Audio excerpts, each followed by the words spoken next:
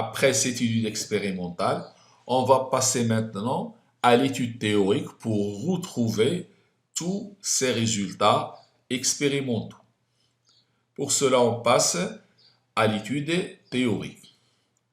Avant de passer à l'étude théorique, on va rappeler une loi qui s'appelle la loi d'Émaille.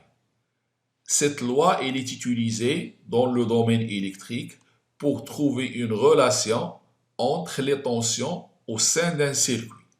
C'est-à-dire, si j'ai un circuit électrique et je veux trouver une relation entre les différentes tensions de ce circuit, j'utilise la loi d'Émaille. On peut aussi nous dire la loi de l'additivité des tensions. Cette loi d'Émaille dit que la somme de toutes les tensions UI du circuit est égale à 0. Mais cette somme, chaque tension est multipliée par un coefficient alpha. Si la tension possède le même sens que l'orientation du circuit, le alpha est égal à 1. Mais si la tension a un sens opposé à celui de l'orientation, le coefficient alpha possède la valeur moins 1. Donc je vais avoir des plus et des moins à côté des tensions. Par exemple, prenons ce circuit. J'ai 1, 2, 3, 4 dipôles. J'ai orienté le circuit dans ce sens, comme on voit sur la flèche. C'est-à-dire que sur cette branche, l'orientation est vers le haut. Celle-là, c'est de A vers B.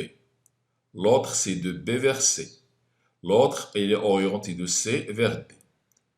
Chaque composant a une tension, V1, V2, V3, V4. D'après la loi d'Émaille, cette tension sera précédée par un signe plus, puisqu'il a le même sens que l'orientation. Par contre, V2 sera précédé d'un signe moins, parce qu'il est de sens opposé à l'orientation. De même pour V3, il est opposé à l'orientation, donc il sera précédé d'un signe moins. La même chose pour V4. Donc la relation mathématique entre les différentes tensions ici est la suivante. V1 moins V2 moins V3 moins V4 égale à 0. On sera amené à appliquer la loi d'Émaille dans l'étude théorique du dipôle RC. On va commencer par l'étude d'un dipôle RC soumis à un échelon de tension croissant. C'est le premier cas à étudier. Et lors de cette étude, on va commencer toujours par donner ce qu'on appelle l'équation différentielle de la charge du condensateur. Donc, prenons le circuit électrique utilisé. On a un générateur idéal de tension qui possède une force électromotrice E, un interrupteur K fermé, un conducteur ohmique et un condensateur. Cette flèche, c'est l'orientation du circuit. Je continue la flèche, ça descend vers le bas. Je représente la tension de la résistance en convention récepteur, c'est-à-dire de sens opposé, de même pour le condensateur. Si je veux appliquer la loi d'Émaille ici, ça sera E, puisqu'il est de même sens, moins UR, moins UC. Donc l'application nous donne E moins UC moins UR égale à 0. Je fais passer le UC et l'UR de l'autre côté, ça me donne UC plus UR égale à E. On veut l'équation différentielle de la charge du condensateur, c'est-à-dire l'équation différentielle vérifiée par UC. Donc UR ne doit pas rester dans l'équation. Pour cela, je vais appliquer la loi d'Ohm pour trouver UR. UR, elle est égale à RI. Et je sais, d'après les paragraphes précédents, que le I est égal à C dUC sur dt. Donc le UR devient R fois C dUC sur dt. Donc je vais remplacer dans cette relation UR par cette forme. Donc je trouve que UC plus RC dUC sur dt égale à E. Ceci en mathématiques s'appelle une équation différentielle. Mais Pour l'écrire sous la forme canonique, il faut toujours que la plus grande dérivée possède le coefficient 1. Donc je divise ça par RC. On trouvera cette dérivée toute seule, DUC sur DT, plus 1 sur RC fois UC égale à E divisé par RC.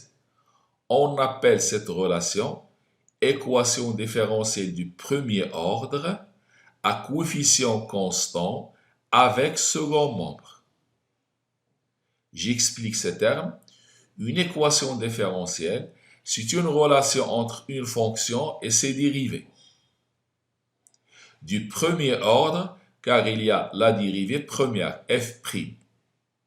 À coefficient constant, j'ai le coefficient 1 sur RC, ce sont des constantes. Avec second membre, ça veut dire que égal à un membre différent de 0.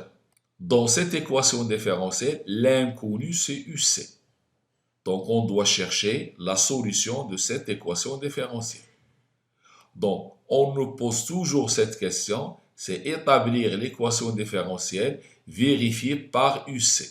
Je dois dessiner le circuit, appliquer la loi des mailles, remplacer UR et trouver l'équation différentielle.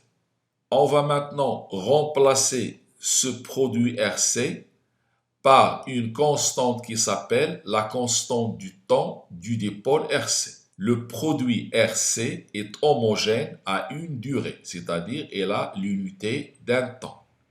On l'appelle constante de temps du dipôle RC. Donc cette constante de temps du dipôle RC notée tau égale à RC, elle est spécifique au dipôle RC.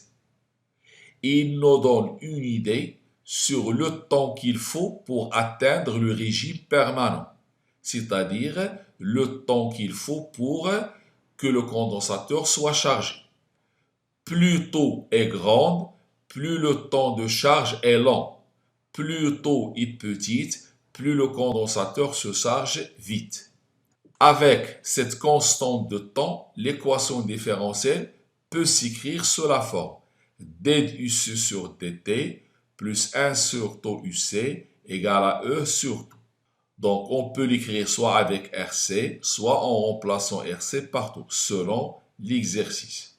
On peut nous demander de retrouver la dimension de tau. On utilise l'analyse dimensionnelle. Commençons d'abord par donner la dimension de R.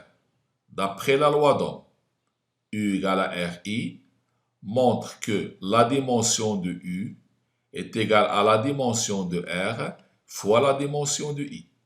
Donc la dimension de R, c'est la dimension de la tension sur I.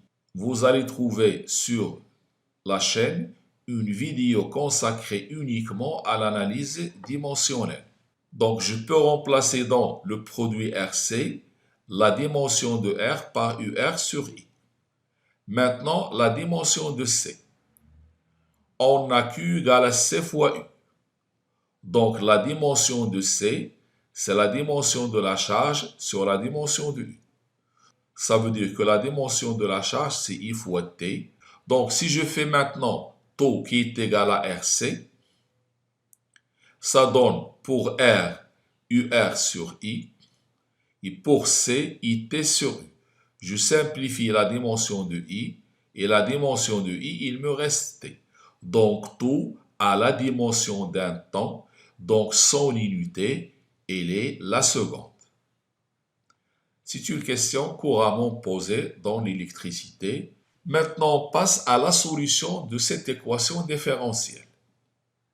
Alors, la solution de l'équation différentielle pour le dipôle RC, on n'est pas censé la connaître. Mais on nous donne la formule générale de la solution et à nous de déterminer les constantes qui sont dans cette solution. Alors, cette équation différentielle possède la solution suivante. UC égale A plus B exponentielle alpha fois T. Avec A, B, alpha, ce sont des constantes qu'on doit déterminer. Ce que je vais faire maintenant, on le refait dans tous les exercices. Alors, je demande votre attention pour ces étapes. Premièrement, on va reporter cette solution dans l'équation différentielle. C'est-à-dire, dans l'équation différentielle, je vais remplacer UC par cette expression et je vais encore remplacer sa dérivée.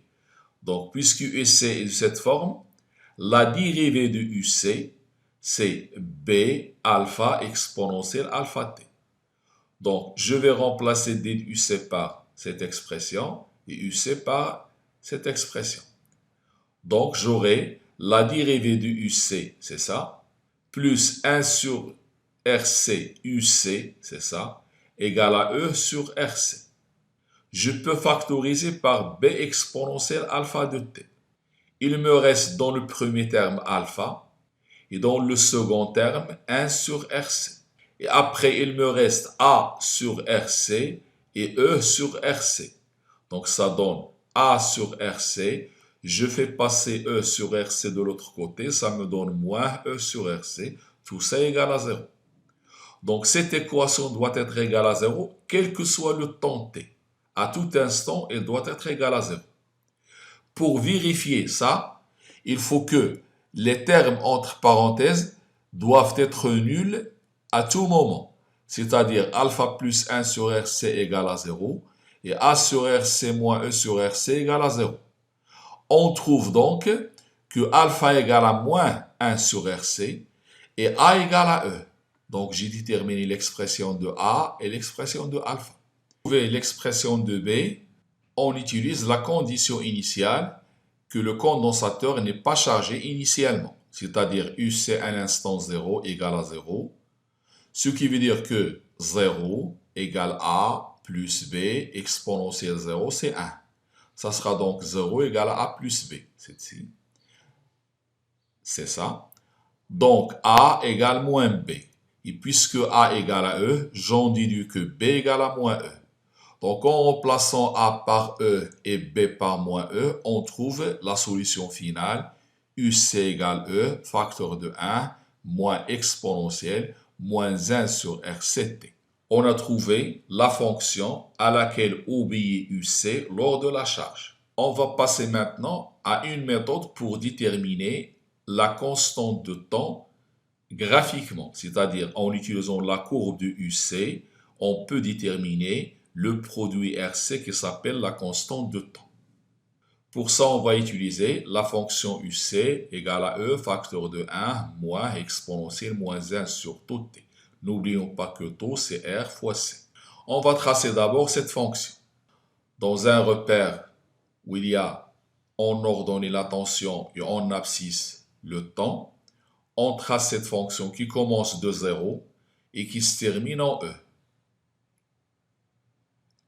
Donc ici, on a une asymptote horizontale, c'est la valeur de la force électromotrice du générateur. Lors de l'expérience au début de la leçon, on avait constaté que lorsque le condensateur est chargé, elle atteint la valeur de la force électromotrice du générateur. C'est ce qu'on voit ici aussi.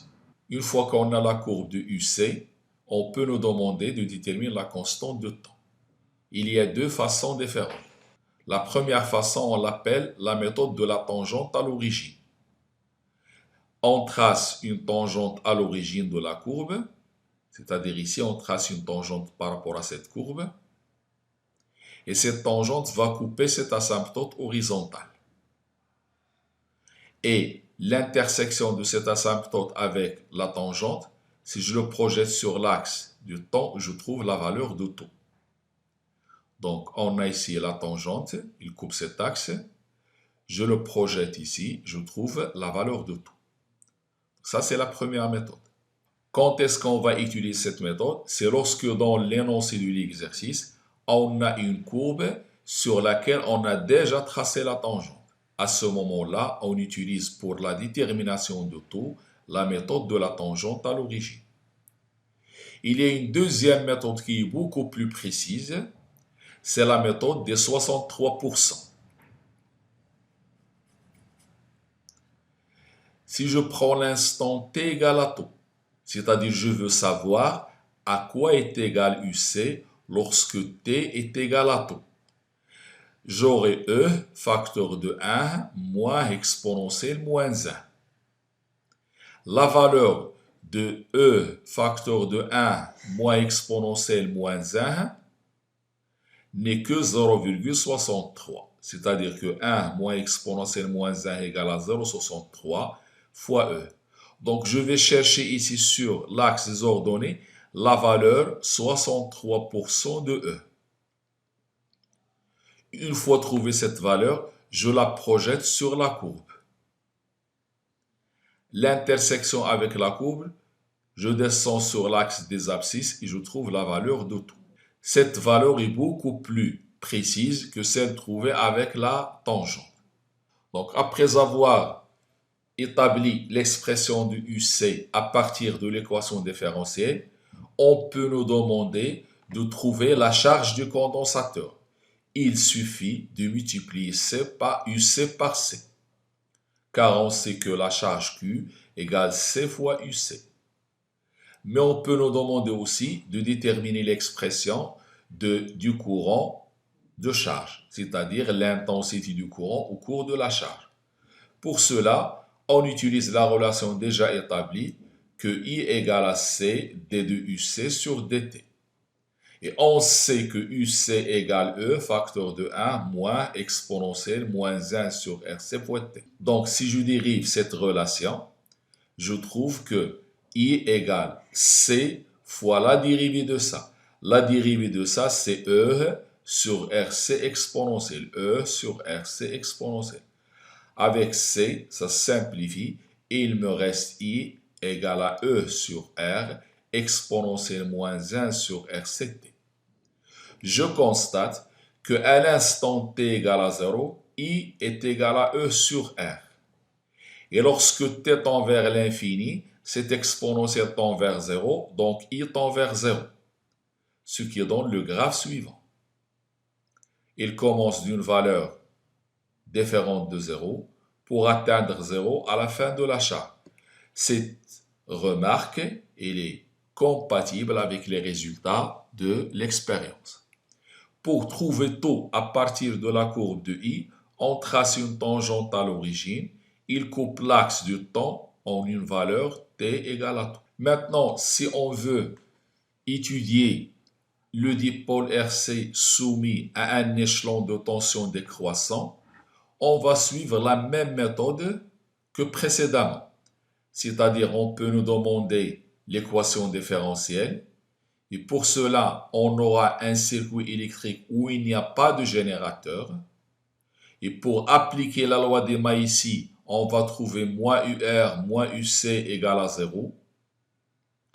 C'est-à-dire aussi UC plus UR égale à 0. Et de la même manière que tout à l'heure, c'est remplacer UR, on va trouver l'équation différentielle suivante.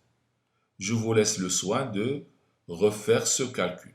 Il suffit de remplacer UR par l'expression RC DUC sur DT.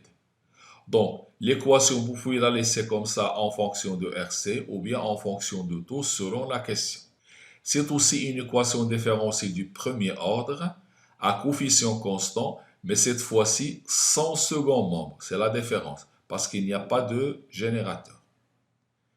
La solution de cette équation, elle est identique à la précédente, c'est-à-dire qu'il va s'écrire de la même manière, UC égale A plus B exponentielle alpha t.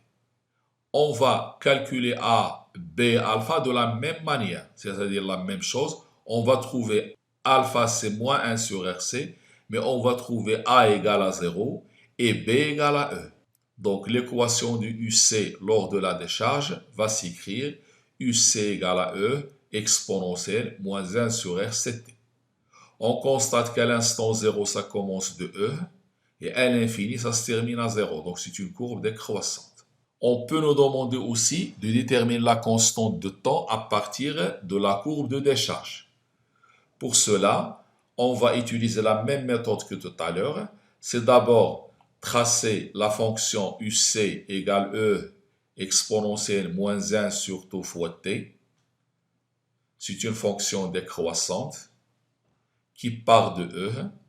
Ça, c'est l'asymptote horizontale à laquelle tend cette courbe à la fin, en utilisant la méthode de la tangente à l'origine, c'est-à-dire on trace la tangente à la courbe à l'origine. Cette tangente, il coupe l'asymptote horizontale UC égale à 0 en un point tout dans le cas de la décharge. Donc je vais tracer une tangente et il coupe l'axe de temps en une valeur qui s'appelle taux ou bien qui a la valeur de taux. On peut utiliser la méthode, mais cette fois-ci pas de 63%, mais de 37%. Si je remplace T par taux, je trouve que la valeur que prend cette tension UC, c'est E exponentielle moins 1, c'est 0,37 E, c'est 37%. Donc je cherche 37% de cette valeur, c'est-à-dire je cherche où se trouve 0,37 E. Je le projette sur la courbe et sur l'axe des temps pour trouver la valeur de taux. Donc si j'ai la courbe de décharge du UC, c'est 37%. Si j'ai la courbe de charge, c'est 63%. On peut nous demander aussi de déterminer l'expression de l'intensité du courant, mais cette fois-ci lors de la décharge. Pour cela, il suffit d'appliquer la relation I égale à 7 dUC sur dt avec la nouvelle expression de UC, c'est E exponentielle moins 1 sur RC fois T. En faisant cette dérivée, on trouve que I égale moins CE sur RC. En simplifiant par C, ça devient moins E sur R exponentielle. C'est la même expression de tout à l'heure, mais avec un signe moins. Ceci veut dire que le courant de charge et de décharge ont des sens opposés. La courbe de I en fonction de T est la suivante. C'est une courbe qui se trouve dans la partie négative. Elle commence de moins E sur R. Et au fur et à mesure que le temps passe, elle tend vers la valeur 0.